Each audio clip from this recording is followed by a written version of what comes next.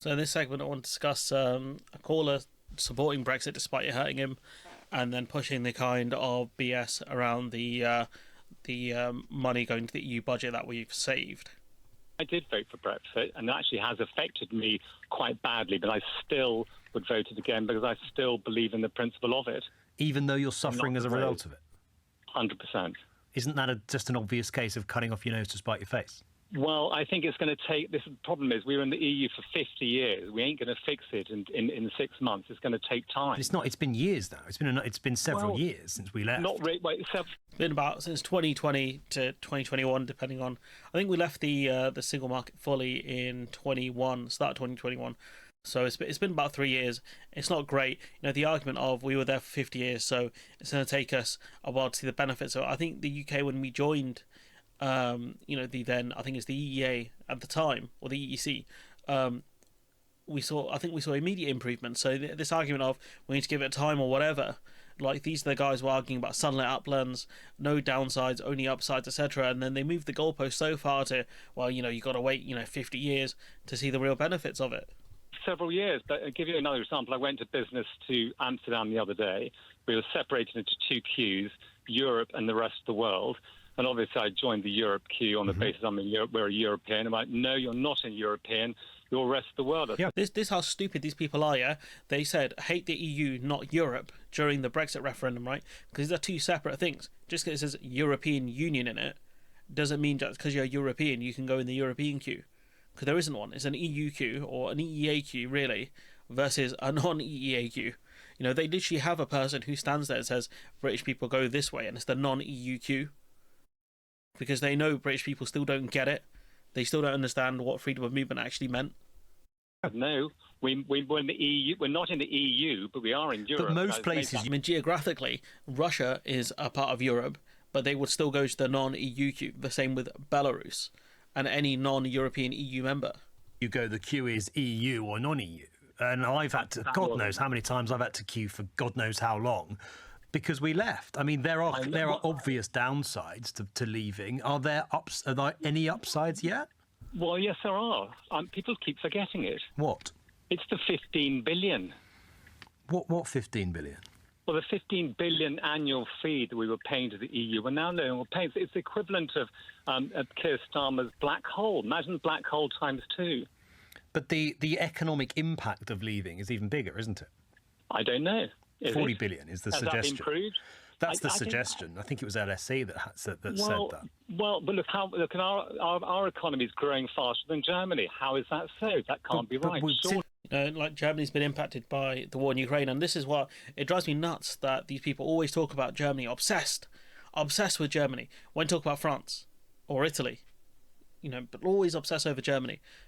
It's true, the German economy is struggling massively, but we're getting beaten by France and Italy in the G7. These are European countries. If all you do is look at the worst performing members and say, look, we're doing better than them, so clearly Brexit is not a problem, you're just deluded.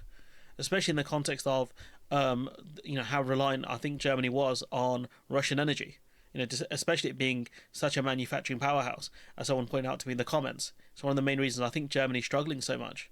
I mean, there was a point where I think they were telling people to use less hot water because of the potential energy shortages that they could have faced. Since we left, Chris, we've got, if you want to talk about the economics, we've got... Oh, wait, let's discuss this divorce bill as well. So, in July 2021, Downing Street rejected the EU estimate of 40 billion, but in the end, the government's own estimate put the bill higher at 42.5 billion. It says the increase is due to meet the most recent valuation of the UK's contributions. And so we're still contributing partly to the EU budget, I think, because of Horizon. But, these are the net payments. So we're still paying into the EU budget long into 2057. And this is in the billions here. So not only are we costing ourselves around 40 billion because of the tariffs that we've imposed on ourselves, we also have to, that money is actually going to cost more because of the fact that we still haven't got an operational border for EU goods. That's going to cost a fortune to get a proper operating border. So that cost really will go up. So it doesn't make any sense. The idea we're not paying into the EU budget is simply false. We're still paying into the billions into the EU budget because of our liabilities and pension contributions. This guy is a complete clown, despite the fact that he said, he has been impacted badly by Brexit. Poorer. We left. We're going through the biggest fall in living standards since records began right now. People don't feel better off. The same with the Germans. They're in the EU. We're the fastest growing. Why? It's not that bad. I've got a business trading with Europe. It's not that bad. Literally earlier said it's not doing great, and we'll go back actually. You just told me it's harming you. It is harming me in some ways, but it's not so bad. There are other ways it's got better. But it's not so bad. How has it gotten better? Affected me quite badly, but the duality of person, it's affected me quite badly. Gets called out on it. No, it's not doing that bad. Why? It's not that bad. I've got a business trading with Europe. It's not that bad. You just told me it's harming you. It is harming me in some ways, but it's not so bad. It's crazy. He's getting hurt quite badly too. It's not that bad. It's just I don't understand how these people function. I'll be honest. I just day to day, this person apparently runs a business. How do you do it, guy?